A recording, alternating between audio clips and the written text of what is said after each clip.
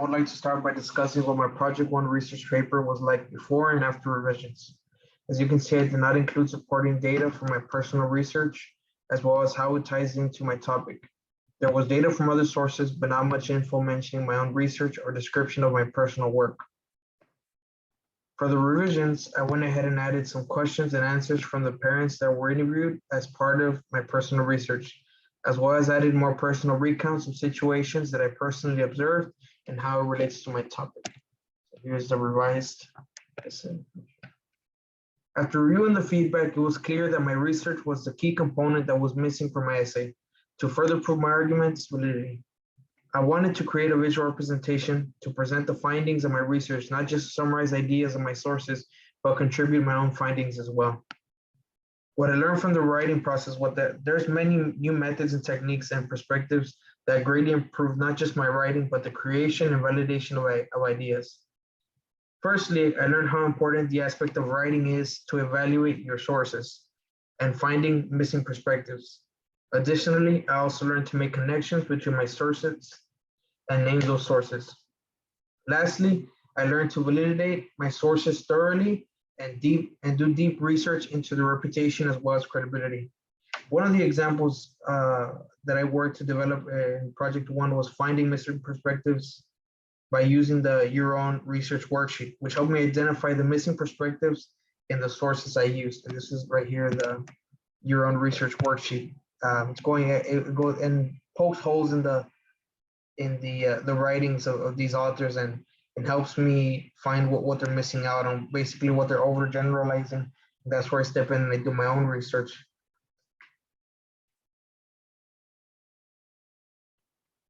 Next, in order to make connections, I also use the brainstorming assignment to make any connections between sources, which is right here. This is the brainstorming assignment here.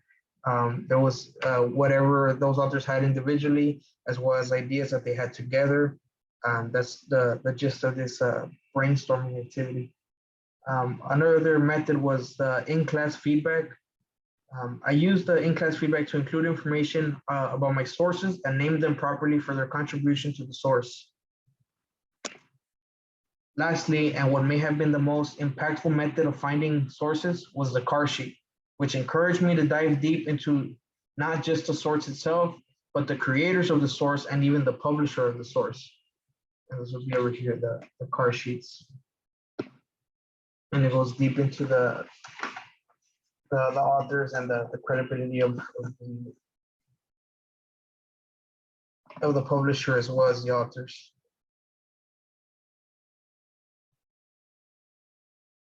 As you can see here, these are all the authors right here, the date of the publication, their claims. Basically, it goes into detail of basically anything consisting of the writing, who wrote it, the publisher, and stuff like that. Just checking to make sure that it's a solid source and it's usable. So going back to the Your Own Research worksheet, it helped me find holes in the sources' perspectives, as well as fill those holes with my own research. The brainstorming assignment helped me find connections between the sources in order to back up the claims that I was presenting and find any differences in perspectives as well. Lastly, the in-class feedback helped me realize it was not properly addressing creators of my sources and helped me present them in more detail as the respectable and reliable authors that they are or were. In the future, I will apply what I learned in many ways. One of them being able to use these methods to perhaps contribute to a new idea by filling holes in the thought process behind how things are done today. For example, in construction, the methods that are used are different in every city, and it may be easier to unite these cities to make construction more efficient by providing gap-filling research that proves my argument, and I can apply it to the way that things are done locally. Another way I can utilize what I learned is by creating new research to help educate people here in the Valley financially or forecast potential business opportunities. Since I am a business major and own my own business, I would be interested in creating new research for the future on potential growth in the Valley and perhaps see what business ventures flourish with the circumstances I see with areas similar to ours. And through personal research, to be able to create potential business opportunities for myself as well. Moving on to the research process, before this class, The only research I would do before this class was to look for articles that were published and related to my essay. I never questioned the authenticity of the article or the credentials of the author because it never occurred to me that these people may not even know what they're talking about. I would simply read the article that related to my topic and include it in my essay without any deep research on the author, publisher of the article. I did not include information on the author or validate the source of the information because I was not aware that information that is published may be completely biased or disregard any contradictory information that may completely dismantle the point of the article. I have learned to thoroughly investigate the resources of any published works I see to be able to make sure that the information I read is not biased or inefficient to the ideas that it's presenting. As a result of what I learned from this class, I have made changes to my research process. Not only will I look for sources in books or articles, but also TED Talks and podcasts, which are actually right here in my 1302 sources. You will see the different types of sources that I had there, the inner teaching sources, and there's a couple of other ones that are over here in the car sheet. One of them being a TED Talk, this one right here, the Ken Robinson TED Talk, which was actually very influential in how I wrote my essay, and the data that Sir Ken Robinson provided was very helpful in how I related myself to the writing and to Sir Ken Robinson itself with the TED Talk. Another thing I have learned also is to validate the source of information as well as to research on the authors of the published work to verify that the person in question has experience in the field that they're talking about or have contributed to other works that may be backed by stronger and more accredited authors. So this is what I did on this on the other card sheet with the one that has usually a lot of the authors. A lot of these authors are professors and they have multiple works, which I actually use in the UTRGV library.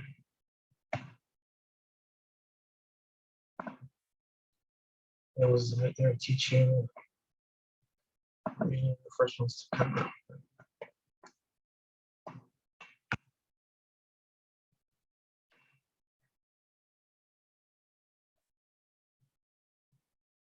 As you can see here, they're usually the first authors that come out since they're very dive deep into this the method that I spoke about in my essay. So they have pretty good experience in that field. So that it brings me to the conclusion that they know what they're talking about. There's one of the articles that I used right here. So yeah, basically with diving deep into who these people are and who's publishing the works, it's a very crucial part of validating these sources. Moving on to the largest contributor, again, mentioning the card sheets again, they were the largest contributor to my research. I believe it's by far the most strong template for finding sources or validating sources, I'm sorry. It's a very good way to see who these authors are, check background on them as well as the publisher. And it's a very solid way to find these sources and to make sure that these sources are valid and that you can use them. It's not just a bunch of random people talking about things they might not understand. So another thing that I learned was you don't only have to use articles and books, you can also use TED Talks or podcasts. And that was such a new thing to me because back then I would just go to Google and search up any articles or something that related to my topic. I didn't even think to look for a TED Talk or a podcast that may also be part of it. So, and I found a lot of new methods for searching for strong resources. One of them, again, being the UTRGV library, which helped greatly in searching up these authors. Actually, some of them sometimes they provide info on these authors as well as other writings that they may have, other articles that they may have published. And continuing,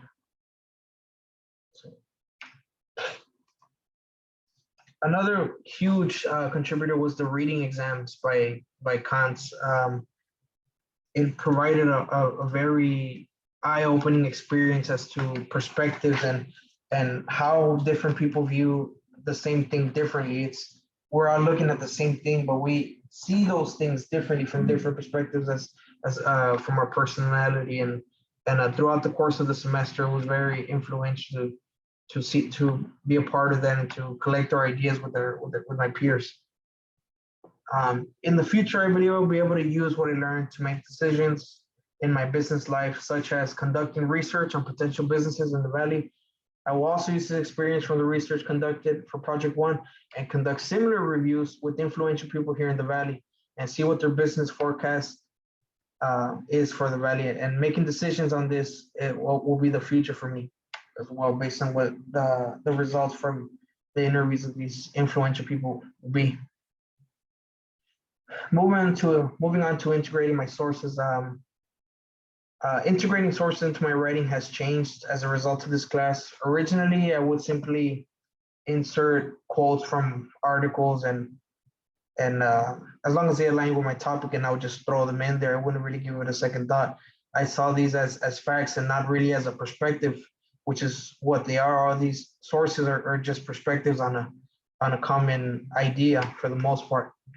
I also learned to use these single perspectives in an argument and to present a full argument through the use of the create your own research. We would be filling in the holes of these ideas and these articles. I've also learned to use sources as a perspective and not facts or evidence, but as a collective idea of the authors, not just the facts or evidence, of course. And another thing would be feedback. Through feedback, I made a lot of changes in the rough draft into the final draft. One of them was properly citing and providing background on the author and the creditor. I'm sorry.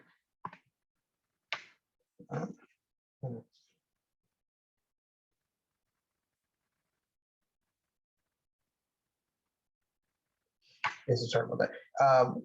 Basically, just properly crediting the sources and providing background on the author as well.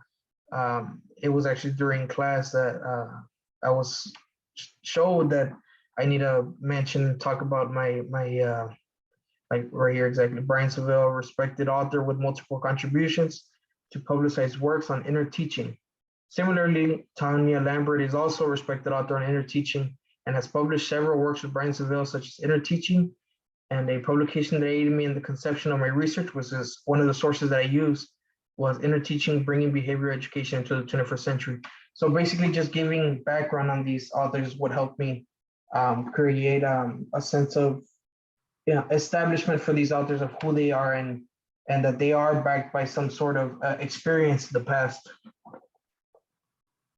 And basically I got all of that through feedback, and it's very positive thing that I learned this through feedback, and it was very helpful to the conception of this essay. And in the future, I will use these missing perspectives to make informed decisions. For example, I work in construction. So when I bid a job, I will use the perspectives of the older, more experienced people to help me make sound decisions. When it comes to my construction company, I might see a project with good profit or something, and the older guys would probably see something that I'm missing out on. So it would be best if I took the advice of all these more experienced guys and incorporate it into my way of thinking as well, so that I see things through multiple perspectives and not just my own. And moving on to my process with engaging in feedback. When I was learning with peers before this class, I had a bias as to how I understood things and how everyone else might understand things. This led me to not always use feedback that was given to me. If I was to incorporate feedback, it would be from a select amount of people that I believed had a solid understanding of the topic. When I was introduced to feedback in this class, I did not always receive feedback face to face. So I cannot really form a bias towards this person based off of experience. I had to approach all feedback the same way with the same amount of respect and without any bias at all. This led me to open my eyes to how feedback whether it doesn't matter who it comes from, we should treat it with equal respect and equal weight and value.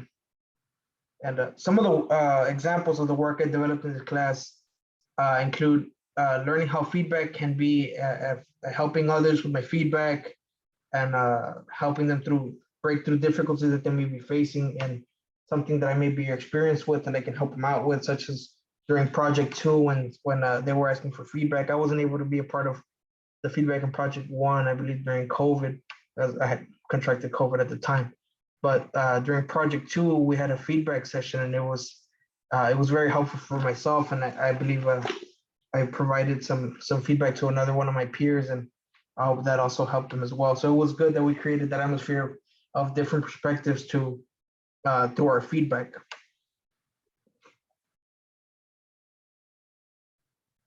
Another one of the examples is the drawings that we would do as a group. It was that was a very also new thing to me as well, that we created these ideas through drawing. So when we would create our drawings, we would all come up with something completely different, and depending on the time that we were doing it, sometimes we would have to create a similar one, and we each had our own ideas as to what we should craft. I believe we also have that as well. And so for those, it was always a eye-opening to see that we all have different perspectives when even though we're reading the same thing, we read the same book, but how we saw those readings and how we incorporated them into our lives and how we related them was completely different. So that was a very eye-opening thing for me, the drawings as well, with our groups. It was very eye-opening to see all the different perspectives, even though we're looking at the same thing or being read the same thing. Again, I was not able to be there for the project 1 feedback, but the project 2 feedback was very helpful as well. And I helped one of my peers during that time with with some questions that they had over the project 2, and I was able to help them. So I hope it was contributing to them.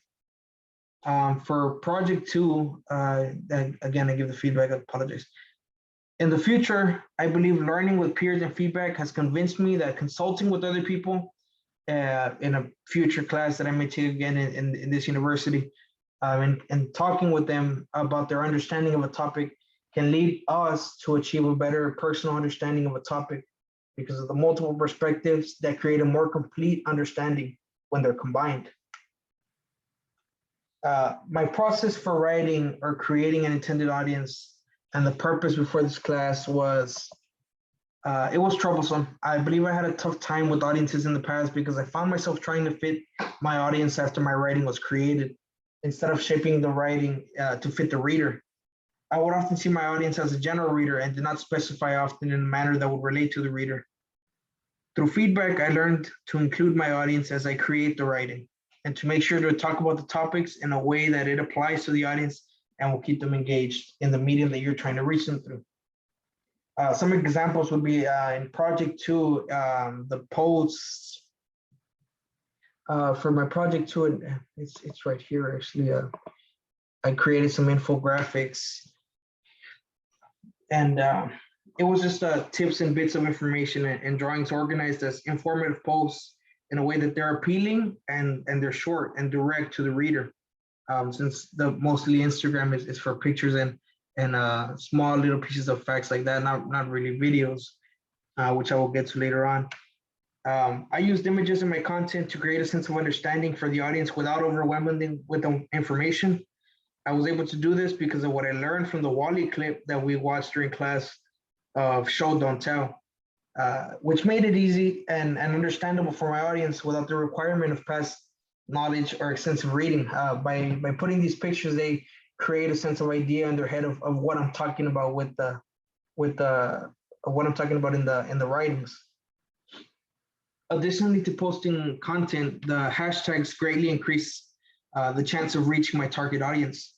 Instagram has an algorithm that recommends posts similar to the posts that I've recently liked, and it pairs you with the hashtags that might relate to you as well. So like for these posts, I would put hashtags to parenting, positivity, students, learning, stuff like that, so that it appears to teachers and parents as which was my target audience. So I went ahead and added that in there to increase the odds of seeing that I've actually had some likes as well in my posts. So it's encouraging to see that at least some people are seeing this. In the future, I will be sure to know who my audience is. For example, I plan to take part in real estate as well as becoming an apartment landlord. This will give me the opportunity to create a proposal to why someone should buy or rent my property based on the type of person that I'm dealing with. For example, if the person is family oriented or a business person, I'll be sure to tailor my proposal to fit the audience, whoever that may be. This was after revisions. I'll get to that later.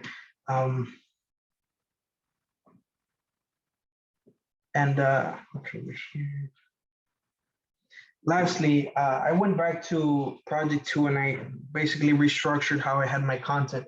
Originally, I had 2 other posts, but I went ahead and moved them to a YouTube channel, which is right here. Since these videos were more of like a presentation, and it's more adequate that they're on YouTube. And on these videos, I went ahead. Sorry about that. I went ahead and put the links to the Instagram and vice versa. I put the link up here to the YouTube channel, which is a great way of expanding the amount of people that I may reach. If I reach them through YouTube, I reach them through Instagram, and they'll more than likely see both pages since they're both mentioned there. I thought that was a great way to separate, but have them equally exposed, so to speak.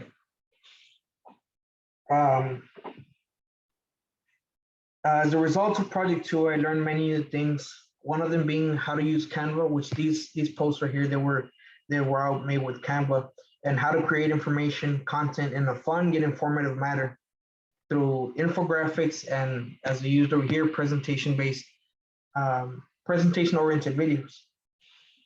As you can see, I created 4 infographics with information that was useful enough and condensed enough to catch the attention of my target audience, as well as, again, utilizing the hashtags on the Instagram posts so that they're more easily accessible to parents that may just be breezing through Instagram, and hopefully that these pop up through the use of the hashtags.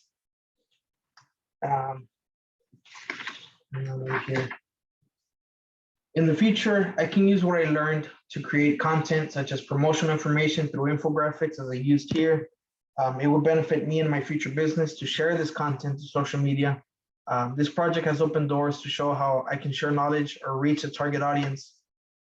Another way I can use this experience is show others how to create content and show them how to reach their target. For example, I have a friend that wants to open a business.